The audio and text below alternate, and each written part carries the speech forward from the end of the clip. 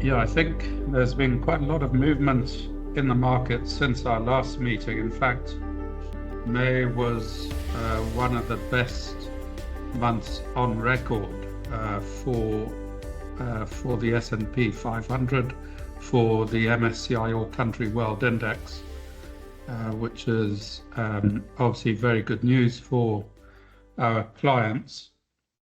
The equity markets have all but recovered their pre-Liberation Day levels, fueled by a retreat from Trump's reciprocal tariffs announced on Liberation Day.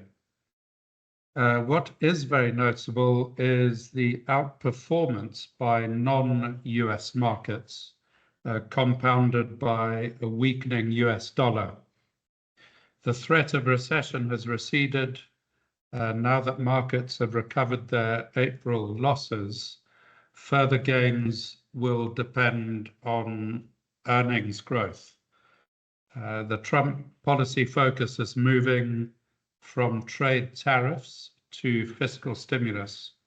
It's not the first time that we've had a credit rating downgrade of US sovereign risk. It's happened in the past with S&P Global and also Fitch, and hasn't had a huge impact on its own, but it just really illustrates the problem. And I'm going to talk now some analysis from Capital Economics on the trade war. So what do they have to say about it? The de-escalation is self-evident, but according to Capital Economics, caution is still warranted. Trump's global trade truce is fragile, with flashpoints on several fronts. One of the most immediate of these flashpoints is the 8th of July expiry of the original 90-day pause on reciprocal US tariffs on its trading partners. The corresponding 90-day pause on tariffs on China that was agreed in Geneva will expire on the 12th of August. According to Capital Economics, the likely outcome is that these deadlines will simply be rolled over. Voices within the administration have suggested that agreements with Korea, Australia, and India are likely to materialize in some form, but negotiations with the EU are more complex. The EU's large trade surplus with the US, combined with the EU's style of government by consensus, will make it harder for it to agree a deal with Washington. The greatest long-term risk to global trade flows remains the US-China relationship. While Treasury Secretary Scott Bessent is now in ascendancy and steering trade policy, this could change. There's no guarantee that hardliners like Peter Navarro, who have long opposed the dialogue-based approach now being revived, will remain sidelined.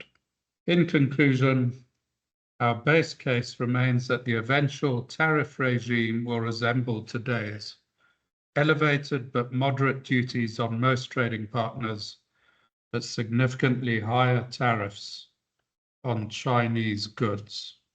The other main event for the markets is Donald Trump's one big, beautiful bill, which is his fiscal stimulus package. It's gone through the House of Representatives quite smoothly. It's now with the Senate, and it's done little to calm the nerves in the bond market. In fact, the consensus view is that unless it's watered down by the Senate, there's a risk of yields rising higher. And that's, of course, because US public finances are already in bad shape, even before this bill.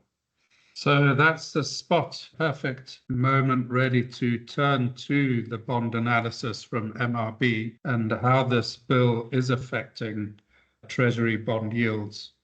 The key risk to markets is that Treasury bond yields rise further from current levels.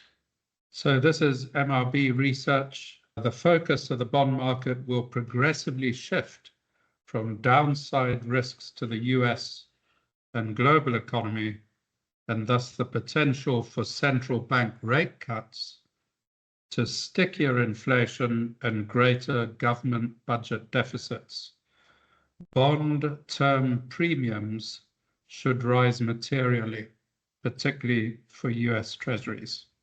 So a bond term premium is the premium required by investors for holding long-dated bonds as opposed to progressively rolling over one-year maturities. In other words, it's a premium required by investors for incurring duration risk.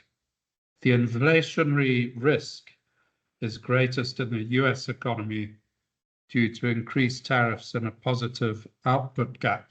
It's a positive output gap in the US, unlike most other economies, because industrial production is already running above capacity. Fiscal stimulus and increased debt issuance are likely to add to upward pressure on US Treasury bonds. The Fed remains attentive to labor market weakness. It is likely to be sidelined after cutting 100 basis points since September 2024, especially since it is now faced with still decent economic growth and upside inflation risks. The pivot towards pro-growth policies such as fiscal stimulus and deregulation reduces the need to provide additional monetary easing. The likelihood of reining in the budget deficit to below 6% of GDP is a tall order, keeping in mind a 6% deficit is historically massive and has only been hit during deep economic downturn, not during a solid expansion. The net impact is that US Treasury yields will be pushed higher by fiscal stimulus, as well as to require the private sector to absorb substantial new debt issuance at a time when foreign investors are more reluctant to invest in US assets. So the investment strategy, the risks for long-term bond yields are skewed to the upside. The net impact of decent growth, sticky above target inflation, reduced monetary policy easing, and greater fiscal stimulus is bearish for bonds in the US, Germany, and other developed markets. It also points to a higher term premium and ongoing bear steepening of the yield curve. So just to reiterate, bear steepening is when the yield gap between short and long-dated bonds increases due to rising long-dated bond yields rather than falling short-dated yields. So keeping with MRB, what does all this mean for the markets? It's all very interesting for bonds, and of course we have a lot of bonds in our portfolios, but how does it affect equity markets?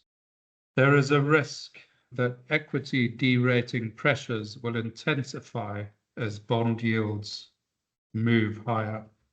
If the trade war has truly peaked, then higher bond yields will now return to the top of the list of potential recessionary catalysts. When an equity downturn is caused by rising bond yields, the only refuge for investors is to be overweight cash. So we do have a bit of cash in the portfolios. We're looking every day and digging around, looking for opportunities, what best to do with that cash. But the good news is that there's no real hurry to deploy it, given that sound advice. First of all, the improved prognosis for the US economy, and this is also from MRB. High frequency data indicate that US economic activity remains generally sound in the second quarter, increasing at a pace that is consistent with real GDP growth above 2%.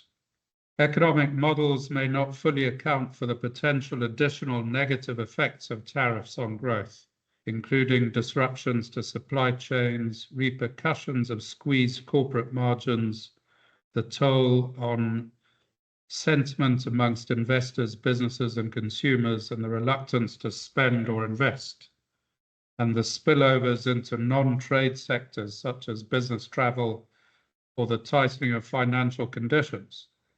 Consequently, there is a significant chance that growth may end up below its potential rate this year. Moving on to the Q1 earnings.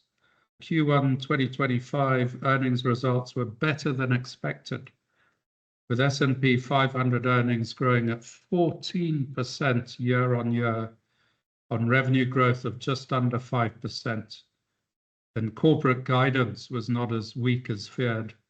The majority of firms indicated that tariffs would have a manageable or limited impact on their earnings. Corporate commentary suggesting that the recent hit to consumer sentiment has thus far not translated into notable reductions in demand. In fact, the S&P earnings growth significantly exceeded consensus forecasts, 8% at the end of the quarter, and that was in the thick of the trade war, and at the beginning of Q1 was 12%. So on both scores, it beat those forecasts at 14%, consistent with ongoing solid economic expansion. So that's good. However, we can't forget that there was a bit of pull forward in demand as consumers and businesses accelerated their purchases ahead of anticipated tariff-induced price increases and supply shortages. No doubt earnings growth will slow in the coming quarters as the actual effects of those trade policies impact economic activity, and the demand strength ahead of those tariffs is paid back. According to consensus forecasts, S&P 500 earnings growth is expected to average 7% year on year in the remaining 3 quarters of 2025. So a slowdown from 14%, but definitely still solid. So I suppose looking forwards, we'll have to keep a close eye on Treasury bond yields, on that bear steepening of the yield curve, and the ability of the equity market to absorb a slowdown in earnings growth compared to Q1. But equity markets are forward-looking, and they'll look to the stimulus on offer, being fiscal stimulus and the prospect of deregulation. So in conclusion, the portfolios are in a good position, a little bit of cash, and with very solid holdings in the global growth, balanced and defensive portfolios.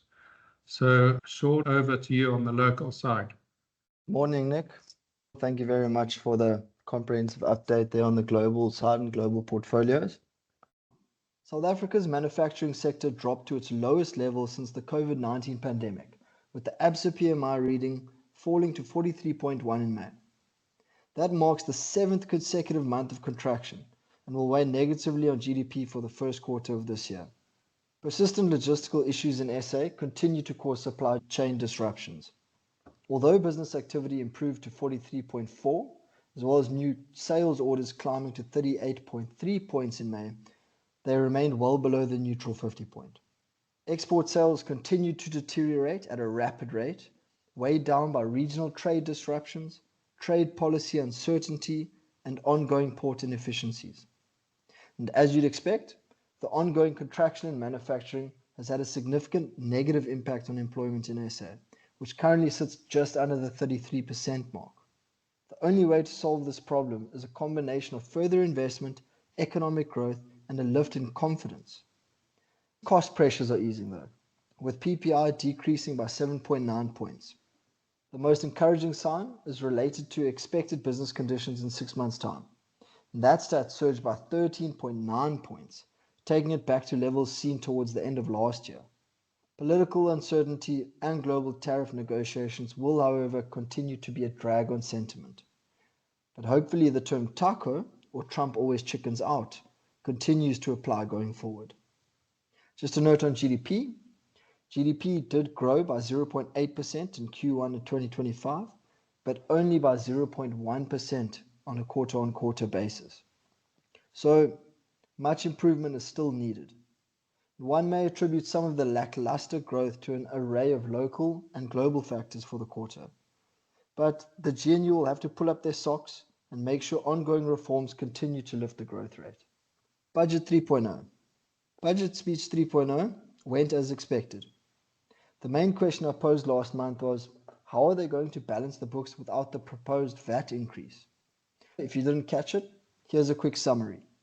Planned spending has been decreased by 52 billion rand over the next 3 years, from 232 billion to 180 billion. And NT is still committed to fiscal consolidation, as demonstrated by the payback in planned spending.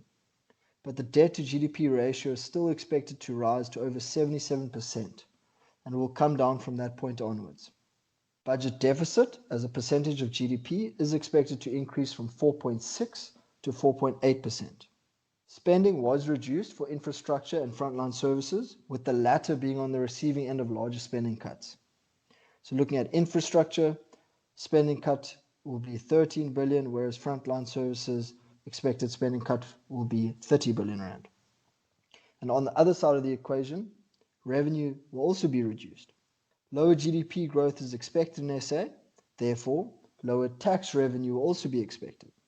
Not to mention bracket creep that could still become an issue since income brackets are not being adjusted for inflation. It was also mentioned that SARS is being given an additional 2 billion rand to improve efficacy this year when it comes to collecting revenue. They have a big task on their hands. Hopefully this whole process has set the tone for any potential future increases in tax, as well as negotiations that need to take place before they are tabled at the main event. Eskom. Stage 2 load shedding was reintroduced in full force about 3 weeks ago, with every evening experiencing a pre-allotted time of darkness that week. The BER performed an analysis which found that unplanned outages have increased, likely a signal that Eskom is not being able to keep up with maintenance. A major reason for the lack of generation capacity? Possibly the fact that very little additional capacity was added to the grid in 2024 and earlier this year. The risk of winter load shedding is getting higher each day, so I'd say it's probably time to pull out any extra blankets you may have. As we touched on last month, inflation is, for the most part, well under control. Hence why we were hoping for an interest rate cut by the MPC. Last week, they came to the party, announcing a 25 bp cut, now leaving the repo rate at 7.25% and prime at 10.75%. MPC members were unanimous on the rate cut, with one of them actually proposing a 50 bp cut. Overall, this is very positive and sets a tone for improved consumer sentiment.